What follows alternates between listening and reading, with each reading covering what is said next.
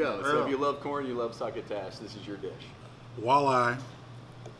I'm getting a little bit of everything here. I see some okra. Yeah. Oh, that's from my grandmother's farm. That's right. I know something about okra. This is really good. My name is Stephen Bardo, former Flying Illini and NBA point guard turned basketball analyst. I have traveled the world through basketball, and the one thing I have found is everyone loves food and sports.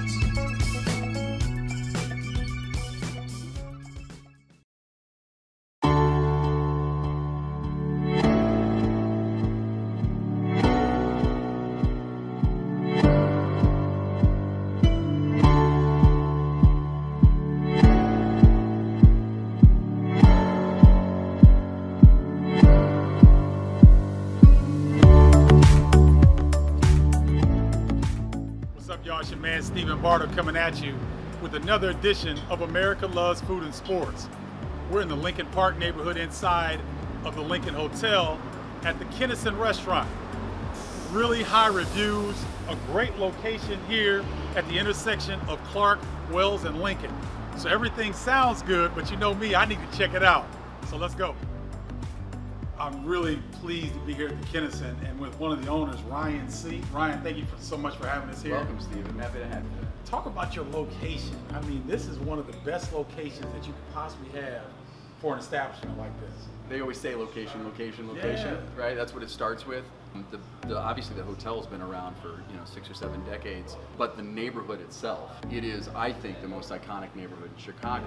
You know, you've got Second City and the Zoo and Chicago History Museum, Park West Theater, literally all the most iconic locations in a world-class city like Chicago. So we're incredibly fortunate to have the location. You still got to deliver great food and great service, but it's What do we have here? So this, to start you off, this is a radish pasta. So I see fish eggs. You got it. There's smoked trout roe, watermelon radish. There's actually no pasta. The pasta is the radish itself. We cut it into noodles to appear as pasta. Okay. Cook it just like pasta, very quickly, and then finish it off in a sauce that is kind of Japanese in origin. So this would be a dish that people that are trying to be conscious about maybe staying away from meat, pasta and things. correct. This would be something like that? Certainly. That's right. Super filling, obviously visually very attractive. Very attractive. I don't even want to touch it. The presentation is so beautiful, but I got to try it. So let me get it in here.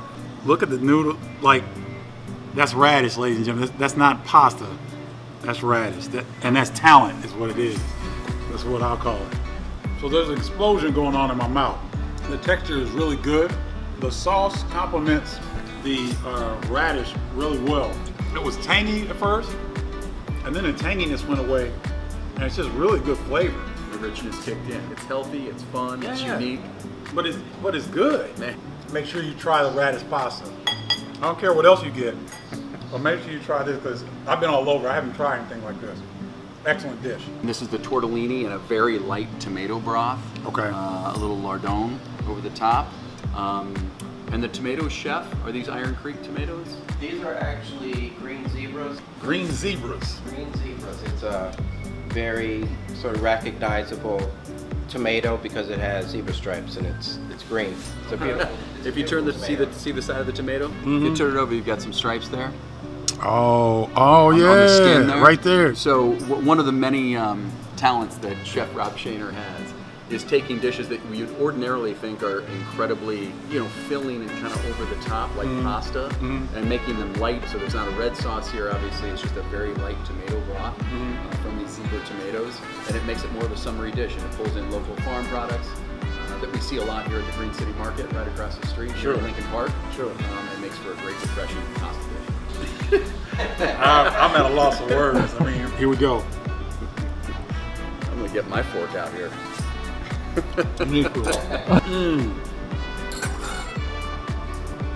This is brand new to the menu too. We just rolled it out about a week and a half ago. Oh man. Get one of the zebra tomatoes, right? Zebra tomatoes. Oh, these are excellent. Right? Taleggio cheese stuffed inside tortellini. Fantastic. Y'all know me, I like to eat healthy, right? I think I just found a new favorite restaurant, seriously. Oh, that's good. That's really good. Well done. Thank you. Sweetest tomatoes I've ever tasted. Like really good flavor. Last but not certainly least. That is right. Pan-seared walleye with cream corn and a corn succotash. You're from Southern Illinois. You know all about corn, right? I know about succotash too. Yeah, there you go. So Yeah. if you love corn, you love succotash, this is your dish. Walleye. I'm getting a little bit of everything here. I see some okra. Yeah. Oh, that's from my grandmother's farm. That's right. I know something about okra. This is really good. None of the flavors are overpowering.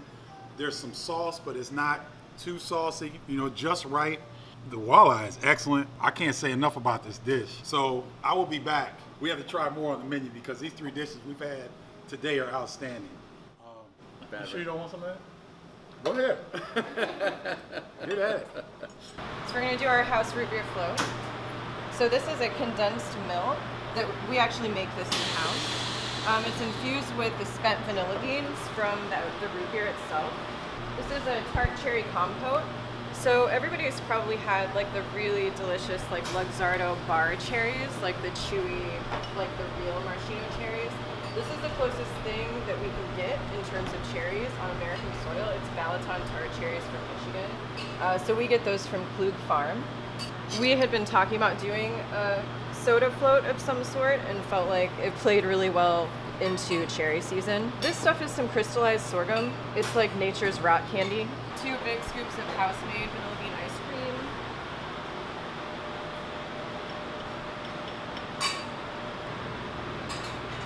And then our house root beer. So we make our root beer. We make it the old-fashioned way with a lot of bark and roots and things. So sassafras, sarsaparilla, wintergreen is a big part of this. It's infused with some vanilla, some ginger, and I also infuse the pits from the tart cherries. They have like a really lovely subtle almond flavor.